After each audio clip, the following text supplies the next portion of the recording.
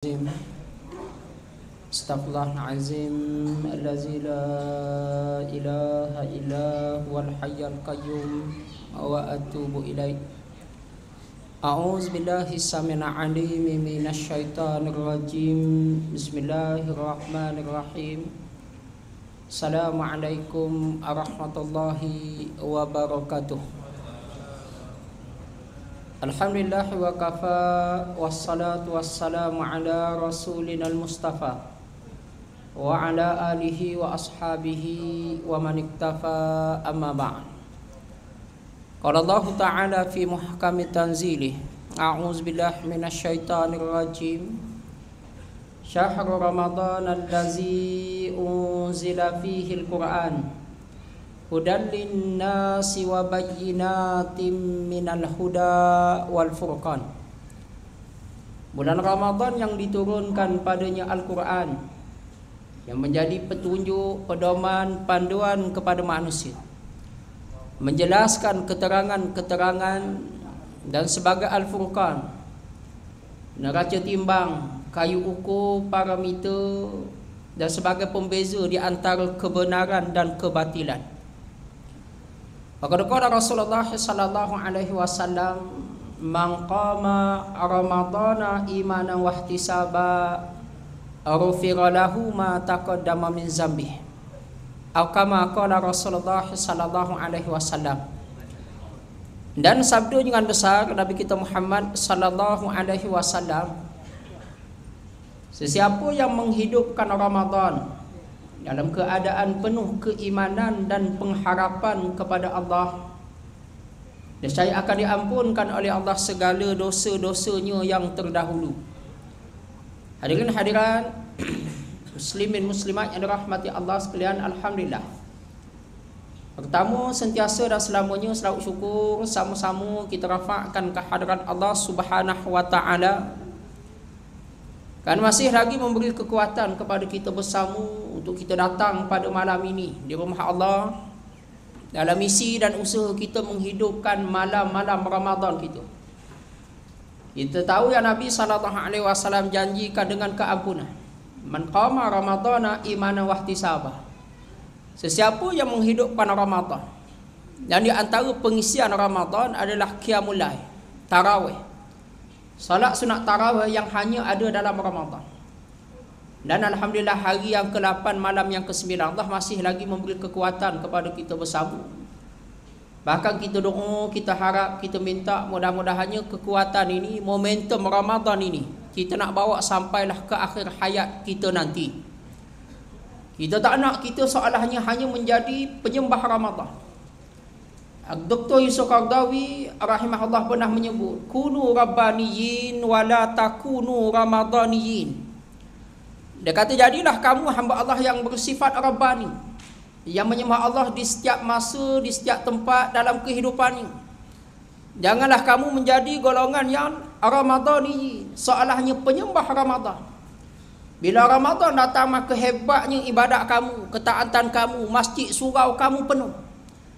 Tapi sebaliknya, bila Ramadan berlalu, maka ibadat, ketaatan, amal soleh mereka pergi bersama dengan Ramadan. Man kana ya'budu Ramadan fa innahu qad fa, wa man kana ya'budu Allah fa innallaha hayyun la yamut. Sesiapa yang menyembah Ramadan, maka Ramadan akan pergi meninggalkannya sampai masanya. Tetapi sesiapa yang menyembah Allah, Allah sentiasa hidup dan tidak mati. Jadi doa mudah-mudahannya Ramadan tarbiyah, bulan tarbiyah, madrasah Ramadan sebulan ini benar-benar menjadi kita hamba yang istiqamah dalam ketaatan kita, yang jinak dengan surau dan masjid kita. Mudah-mudahan insya-Allah. Tuan-tuan yang dirahmati Allah sekalian, pada malam ini, di kesempatan ini, hari yang ke-8, saya nak kongsi dengan tuan-tuan yang dirahmati Allah sekalian dua ayat daripada surah Al-An'am pada juzuk yang ke-8. Ayat 111 dengan 112. Allah berfirman, walau annana nazzalna ilaihimul malaikata wa kallamahumul mauta wa hasyarna alaihim kulla syai'in qubulan ma kanu liyu'minu illa an yasha Allah walakinna aksaruhum yajhalun. Wa kadzalika ja'alna likulli nabiyyin aduwan syayatinal insi wal jin yuhi ba'duhum ila ba'din zukhrufal qawli ghurura walau syaa rabbuka ma fa'aluhu fazarhum wa ma yaftarun. Allah kata, dan kalaulah kami datangkan malaikat, kami datangkan orang meninggal dunia untuk bercakap dengan mereka, dan kalaulah kami bentangkan kepada mereka segala rahsia di langit dan di bumi untuk mereka menerima kebenaran yang dibawa oleh Muhammad, mereka tetap tidak akan beriman kecuali golongan yang kami kehendaki, dan kebanyakan di kalangan mereka adalah golongan yang jahil. Dan demikian kami jadikan bagi tiap-tiap rasul, bagi tiap-tiap nabi, adanya musuh, adanya seteru di kalangan syaitan, di kalangan jin dan juga manusia. Mereka akan menghias perkara-perkara yang buruk dilihat indah. Maka biarkanlah dengan pendustaan mereka, kerana sesungguhnya mereka golongan yang tidak mendapat petunjuk daripada Tuhan. Dalam dua ayat ini Allah cerita tentang semasa dakwah Nabi SAW di Mekah, hampir 1400 tahun lebih dulu. Para nabi, para rasul ni Allah bekalkan kepada mereka mukjizat sebagai pembantu dalam kerja dakwah mereka. Bahkan Nabi kita SAW di antara nabi dan rasul yang dikatakan mukjizat dia lebih hebat mengatasi mukjizat para nabi dan para rasul selainnya. Al-Imam Syafi'i rahimahullah sebut, ma'atallahu nabiyyan mu'jizatan illa wa'ata Muhammadan mislaha au a'zama minha. Tidaklah Allah datangkan satu-satu mukjizat kepada para nabi dan para rasul selain daripada nabi kita, melainkan Allah akan berikan mukjizat yang sama au a'zama minha, atau mukjizat yang lebih hebat kepada nabi kita sallallahu alaihi wasallam. Imam Syafi'i kata, kalau kita nak buat bandingan, mukjizat Musa hebat boleh belah laut, tapi mukjizat nabi kita lebih hebat, boleh membelah bulan di langit. Mukjizat Nabi Allah Musa AS pernah satu masa dia pukul tongkat dia ke batu, fadrib bi'asakal hajar fanfajarat min husnata asyrata aina, keluar 12 mata air daripada batu. Sangat hebat. Tapi mukjizat Nabi kita, air keluar daripada jari jemari Nabi SAW. Nabi Allah Sulaiman AS, mukjizat dia, wali Sulaiman harudu hasyah warawahu hasyah, dia boleh meluncur di atas udara, perjalanan yang memakan masa selama sebulan, hanya sepetang, hanya sepagi sahaja. Wa ulimna mantiqat tayr, dia boleh faham bahasa burung. Mukjizat dia sangat hebat. Tapi mukjizat Nabi kita dalam peristiwa Isra' dan Mi'raj, Nabi di Mi'rajkan inda sidratil muntaha indaha jannatul ma'wah. Bukan setakat langit yang pertama, bahkan sampai ke Sidratul Muntaha, sampai ke Nabi diperlihatkan syurga oleh Allah. Maka mukjizat Nabi kita sangat hebat. Dengan mukjizat yang begitu hebat pun, golongan musyrik Mekah sentiasa beralasan untuk tak menerima dakwah Nabi SAW. Bahkan dalam ayat ini, surah Al-An'am ayat 111, Allah menempelak golongan musyrik Mekah. Sebab apa? Bila mana Nabi tunjukkan mukjizat yang hebat, mereka pernah cabar Nabi untuk Nabi perlihatkan sesuatu yang khariqul adah, perkara yang luar biasa, perkara yang pelik. Nabi himpunkan mereka di Bukit Safa, Nabi belah bulan di langit. Mereka tengok Nabi belah bulan di langit, tapi mereka tetap tidak beriman. Bahkan pernah mereka minta, kononnya kalau betul Muhammad itu Rasul, Muhammad itu Nabi, utusan Tuhan, bawa kebenaran, maka datangkan kepada kami malaikat untuk cerita kebenaran Muhammad. Atau mungkin kamu bangkitkan di kalangan tok nenek moyang kami yang telah meninggal dunia, cerita tentang kebenaran Muhammad, cerita tentang adanya kehidupan selepas mati, kalau Muhammad itu benar. Bahkan Allah menjawab, Allah kata, kalau kami datangkan malaikat pun, kalau kami hidupkan balik orang mati pun, kalau kami bentangkan kepada mereka di hadapan mereka rahsia langit dan bumi sekalipun, mereka tidak akan beriman. Walau annana nazzalna ilaihimul malaikah, Allah sebut mereka la yu'minu, tidak akan beriman. Walau syaa rabbuka ma fa'alu, kecuali golongan yang Allah kehendaki. Nak kata betapa sekali para rasul dan para nabi ini mereka berusaha nak mengajak manusia beriman kepada Allah, tapi sebahagian mereka tetap mencari alasan untuk tidak beriman. Dan yang kedua, Allah cerita para nabi dan para rasul ni sebagai ujian untuk mereka. Wa kadzalika ja'alna likulli nabiyyin aduwan syayatinal insi wal jin. Adanya adu, seteru, musuh di kalangan syaitan yang termasuk daripadanya di kalangan bangsa jin dan juga manusia. Dan kerja dia apa? Yuhi ba'duhum ila ba'din zukhrufal qawli ghurura. Kerja syaitan ni benda yang buruk dia perlihatkan supaya nampak indah, supaya nampak cantik dan elok. Ada golongan yang dikenal musuh dia syaitan ini, mereka tidak terpedaya, tidak terpengaruh, tidak dihasut oleh iblis dan syaitan. Tapi sebaliknya adanya golongan yang mereka mengikut jejak langkah syaitan, akhirnya mereka hanyut. Jadi dua ayat ini pengajaran yang besar untuk kita. Yang pertama, betapa kebenaran itu datang daripada Allah dan kita kena mencari kebenaran tersebut. Jangan kita tutup hati kita untuk menerima kebenaran.